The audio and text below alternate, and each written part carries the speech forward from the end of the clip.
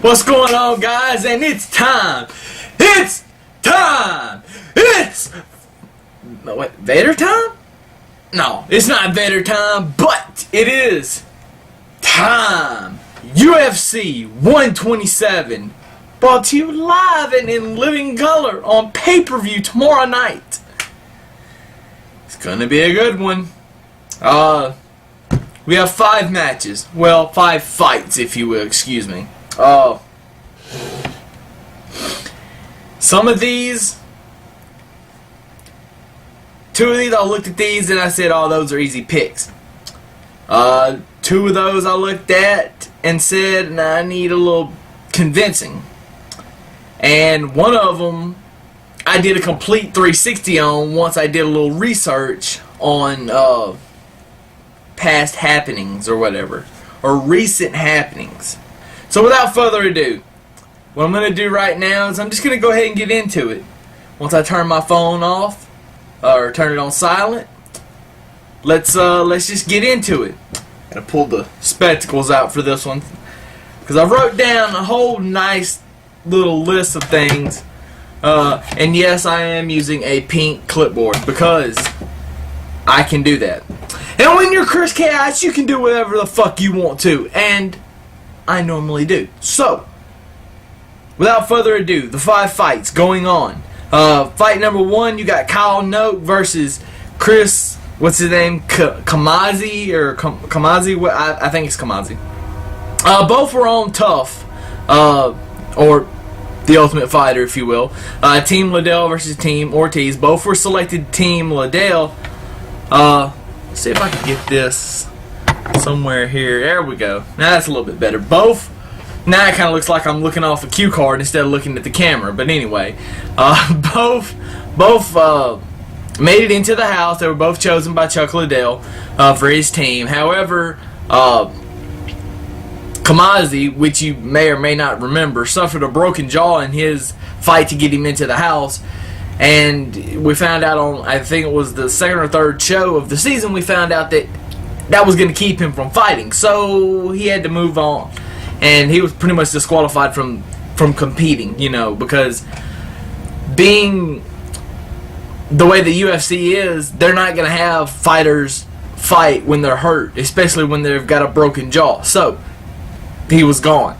Kyle Noke, on the other hand, was a phenomenal fighter, but he lost to Chris McRae in the first round of the tournament of, you know, the Ultimate Fighter. So for that season, both fought on the finale and won. So they both have that going, and both are on a 4-fight win streak. So it's going to be interesting to see how this plays out. Now, as for predictions, I'm going Kyle Noke on this because I just am. I think the reason being I'm going for Kyle Noke in this fight is because I think being in the house and actually being able to use what he learned in the fight, you know, I mean, he had a couple fights on, you know, while he was still in the house and still training or whatever. And Kamazi was still training or whatever, I'm sure, but he wasn't in the house. You know, he had to leave and somebody took his place. So it's one of those where you got great tutelage from Chuck Liddell and his staff and his people, and not so great, not as great, you know, from what he did on his own. And I think he was able, Kyle Noke was able to use it a little bit better, and I think he's going to win the fight because of it. Now, Chris Lytle versus Brian Ebersole.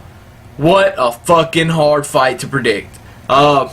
Chris Lytle, 52 fights. Ebersole has 62 fights. So these guys are experienced, to say the least. They've both been around a little while. Chris Lytle's on a 4-fight win streak. Ebersole's on a 7-fight win streak. Ebersole, he's kind of one of those guys that's been around.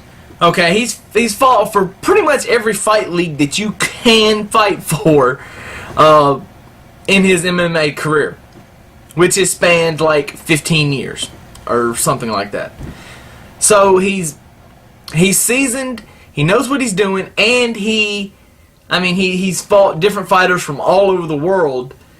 So, but Lytle's been in UFC pretty much his whole career.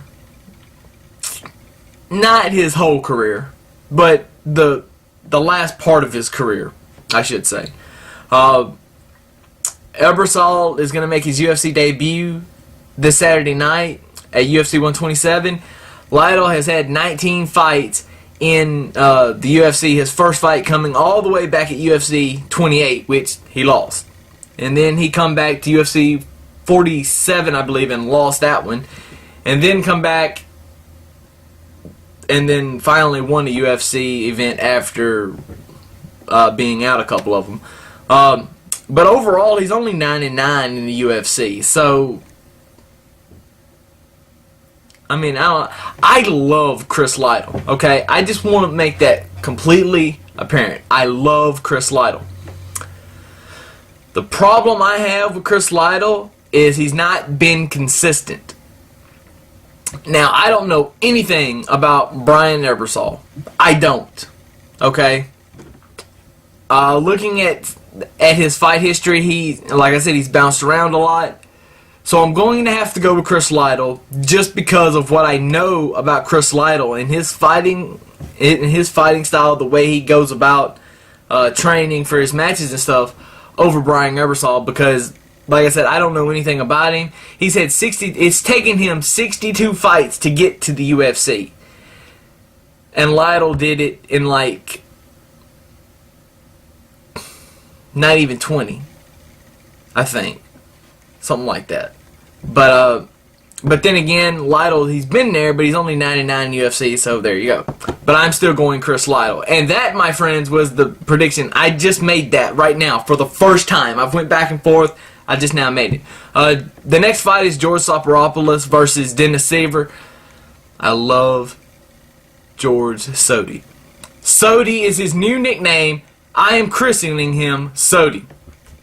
I love his fights are just great, and I think he's gonna go in here and make short work of Dennis Siver. I don't see this going all 3 rounds, but you know what, it could. The next fight, Michael Bisping versus Jose Rivera. I got Bisping winning this one. Bisping's only lost 3 fights in his entire MMA career. Now, with that being said, the last time, and this fight, of course, is in Sydney, Australia, at the Acer Arena. The last fight that Bisping lost was just 2 fights ago. 3 fights ago. He won the last 2. But the fight before that, before those last 2, he fought Wanderlei Silva for the title and lost in Sydney, Australia. Don't know if it was Acer Arena or not. I mean, so I don't know. But yeah, so he is going to be looking to avenge his Sydney loss. Trust me. Now, for the main event. I went a complete 180 on this, okay? I had one guy picked to win this. BJ Penn had a stellar victory over Matt Serra at his last fight. I think it was Matt Serra, either Matt Serra or Matt Hughes. I always get them 2 mixed up. I don't know why. But even to this day, but I think it was Matt Serra. And he come out, he made very, very short work of him. So it makes you think that the old BJ's back. And I'm thinking, you know what? I'm going to buy into the hype because I want to see BJ back and I want to see BJ do good. But sometimes it's all about who needs it more.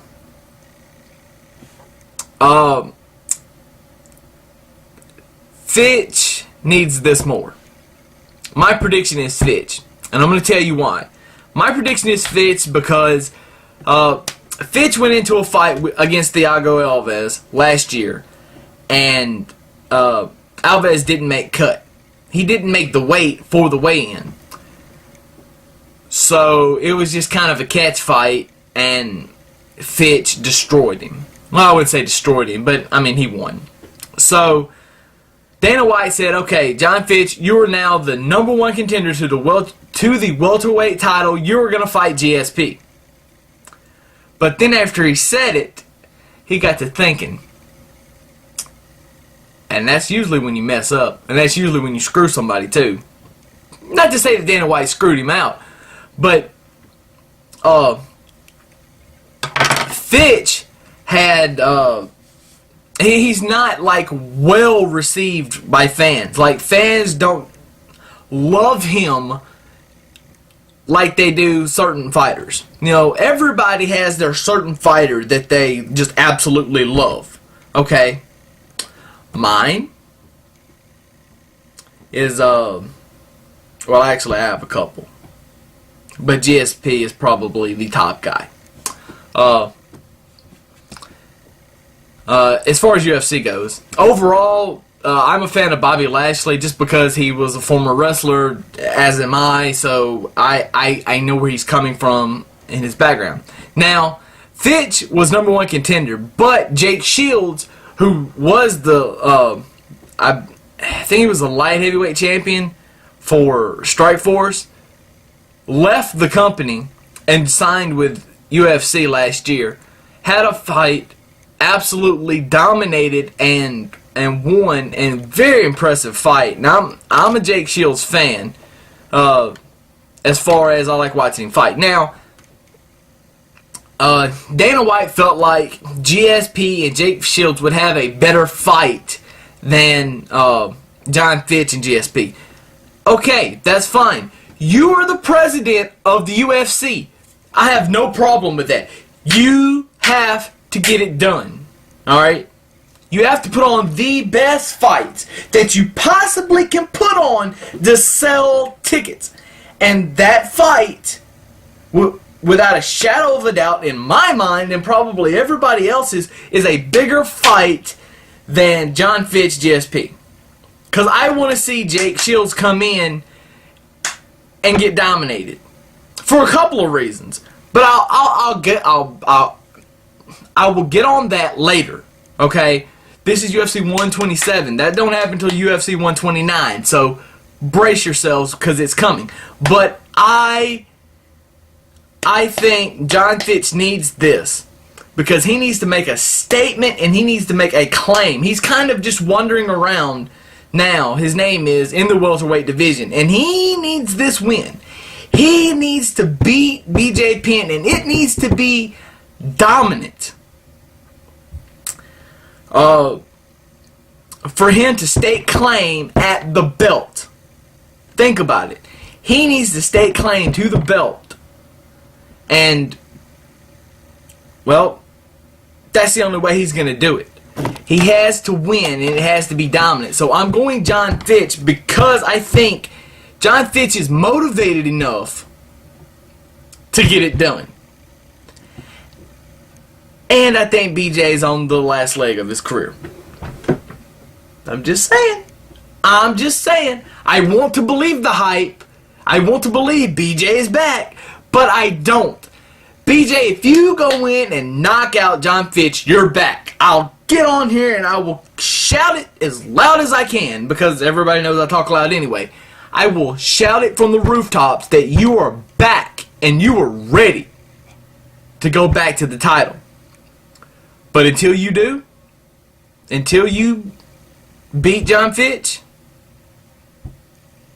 that last fight was a fluke.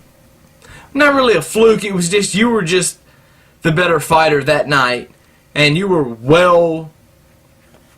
See, I relate it back. That last fight, Fitch needs to beat you as bad as you needed to win that last fight. That's how big of a deal this is. Because your career would have been done if you would have lost that last fight. But you won. And now John Fitch has to do the same thing. Now, that is Chaos Predicts UFC 127. Make sure you watched on pay-per-view tomorrow night because it's going to be a great show. It's going to be phenomenal. As for me, I've got something else planned. I may catch a replay of the show, but I've got something else going on. Those of you who are subscribed, click that button right. Wait. Yeah, right. Click that button right up here. Beep, beep. Subscribe. And subscribe to my channel because I got other things coming up. Lots to get to. But you get on it. Peace.